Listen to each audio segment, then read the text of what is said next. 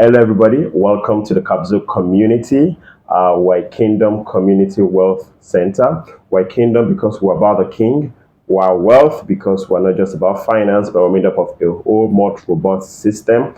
And we're a community because we're made up of friends and family, and friends and family of friends and family. Welcome to our Kabzeel Guide series. And in this series, we're looking at the Kabzeel Guide to Personal Finance. This particular series is being recorded with the mind for those who have joined us in the past 12 months, and particularly this year. We started this journey. We're on a journey of financial freedom, or towards financial freedom. We've been saving, contributing, investing, and doing a lot of things together as a community since January 2022. January 2020. Now, think about that. That means for those of us that started in January, this year we've been saving consistently for 52 months. That's an habit, right? That's a practice. That's a very good practice. So, for those of us that are just joining, welcome. This guide is for you. And today we're going to be looking at why we're here. We've talked a little bit about who we are, what we want us to do, savings plan, how to create wealth, investing, and personal finance, essentially. So you're welcome to this series. And at the end of this series, one of the things that we're going to do, special for you members of the community, is that there will be a link to download the Kabzeel Guide to Personal Finance. So these that we're sharing, you also have it in a form that you can read and catch up on later. All right, let's start. First thing, why is it important for us to have financial intelligence? Why is it important for us to be financially free? I want us to know, for those of us that are believers, that wealth is God's plan for all. Scripture says that God desires that we prosper and be in health, even as our soul prospers. That's complete prosperity, to prosper spirit, soul, and body. So for Kabzeel, we have 5 parameters of wealth, and the first is spiritual, your walk and relationship with God, your intimacy with God. The next is your soul, psychological, your ability to understand financial concepts, your ability to understand things that has to do with wealth, your mental capacity to understand new concepts and to relate. Then your body, your health is wealth. So good health is great wealth. So paying attention to your body, and that's why most likely next month we'll have a conversation around health once again. And then after that, you now look at relational wealth. And relational wealth deals with your ability to relate and have quality relationships around you. And that's why we have a solid community. For instance, we have the investment club and we have the cooperative. At the investment club, there are different levels of engagements that go on, where people drop in different things that help people grow. You have a solid community right alongside you here at Kabzeel. And finally is financial. So financial has to do with things that has to do with your physical assets and positions and net worth and so on. But remember, wealth is beyond just finances. It encompasses complete prosperity. So God desires for you to prosper and be in health, even as your soul prospers. All right. Let's now look at personal finance, because it's a guide to personal finance. When you join Kabzeel, what do we expect you to do? We begin to talk about 4 things that we want you to do. We want you to save, we want you to invest, we want you to participate in our community engagement. I want you to take part in different opportunities that we present to you. So one of the first things we talk about is savings. Now, savings is not just something that you practice once in a while or practice occasionally. Savings is an habit that should become a lifestyle. By saving, you are showing that you are building for something beyond yourself. So savings is a key principle for everyone to practice. Now, there are 3 levels of savings. And like I said, there'll be a guide for you to download, for you to see details about some of these things that we have said. There are 3 levels of savings. And number 1 level is you need to save your emergency funds. Now, are your emergency fund savings, are they accessible as savings? So the answer to that is a yes and a no.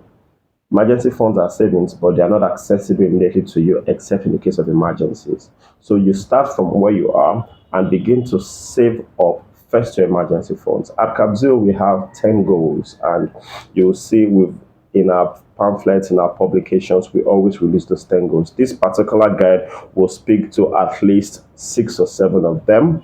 And one of the first things, I want you to have savings that can last 6 months, and that describes your emergency funds. So if something were to happen like the coronavirus, would you suddenly be out of a job? So when you are saving, you need to have a savings pot, which we'll call our emergency funds, that can last you at least 6 months. Say, for instance, you're a family, you need 100,000 naira to survive monthly, Your emergency funds should be at least 600 to 750,000. All right. So first thing we want you to do as a new member, as a new Kerlite, is to start from where you are. Understand that you have joined the community. Commit to a plan of savings. Understand, are you in minus? Minus means that, oh, you are in debt.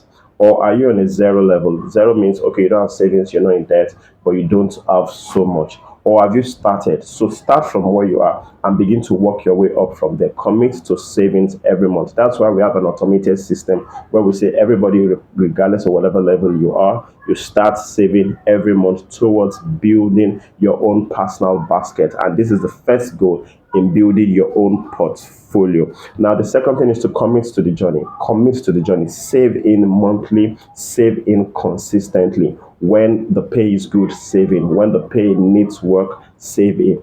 Ensure that you commit to that journey monthly. Ensure that, and that's why we don't have a robust system to ensure that you get reminders on your savings. If you have savings for the house, ensure that you have savings. That's why we have different levels of savings you can participate in. So start from where you are, commit to that journey. And the second thing is to understand the different principles and keys that will help you there. One of them is delayed gratification. For instance, you have, there is a culture right now that is a fast food culture. You see something, you want to buy it, you want to buy it on credit, you have access to credit cards, and you want to get it right now. But what we're telling you and what we're teaching you in our Kabzeel Guide series is to practice delayed gratification. For instance, I already mentioned that those of us at the investment club, we've been saving consistently for 52 months. That's what I call the master of delayed gratification.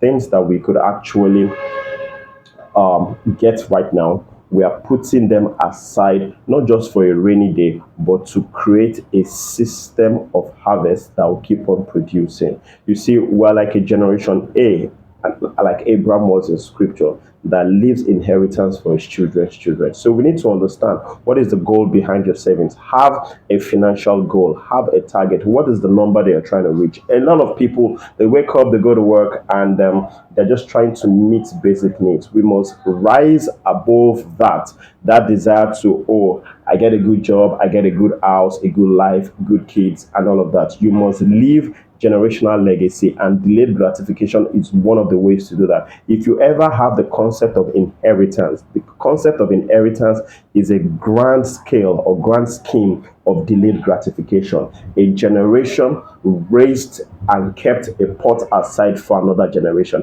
and that's one of the things that we're about. So understand principles of delayed gratification. Before you buy a net asset, try to ensure that you have saved and created a system of savings to deny yourself until the time is right. Now, the second one will look like an opposite of exactly what I just said, is where you need to lock in prices when inflation is happening. So for instance, in Nigeria, in the early parts of this year, we began to have situations happening with the naira and the dollar, and prices were increasing astronomically. And then I put out a note that buy now is savings now, and that seems to be against delayed gratification, but it is not. If you understand the different financial concepts and the things that we're teaching you, if you know, for instance, you're going to need an inventory for your factory, and that inventory is priced in, say, dollars, and you know that the prices of dollars has been skyrocketing. If you are able to pull in funds and lock it at the current rate,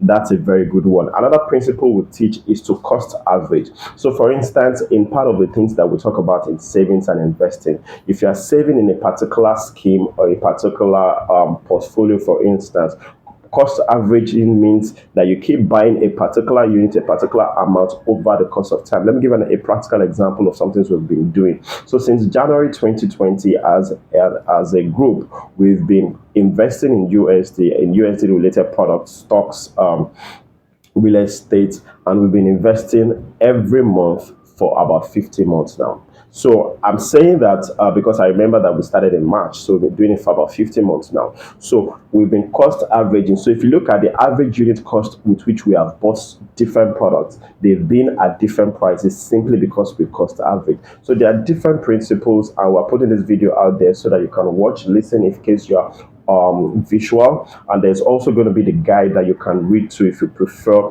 learning in that manner. So another thing that I also want members to know is that you need to learn about money.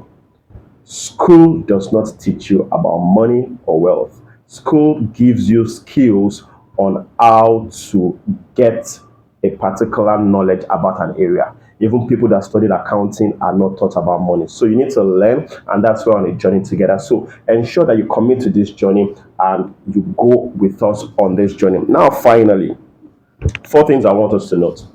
One, we've talked about savings. What do you do when you begin to save? The first level is to have your emergency funds.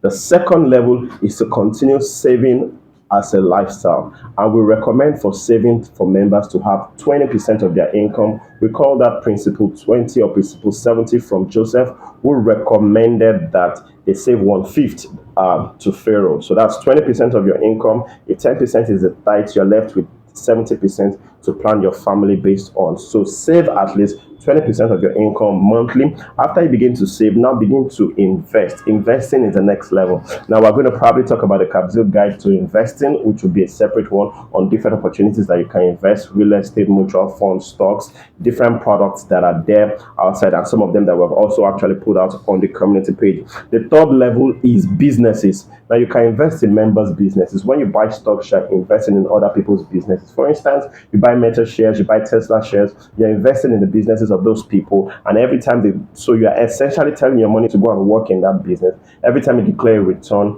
they give out dividends, you get your own return. And the final one is to look for deals and opportunities. For instance, we just concluded a promo in our real estate offering at Ekpe, and congratulations to those who did. You have gotten massive discounts. So those four things that I just mentioned: savings, investment, business, and deals, are actually the four cardinal points that we practice here at Kabzeel. So with this, we just want to start and welcome you to this journey.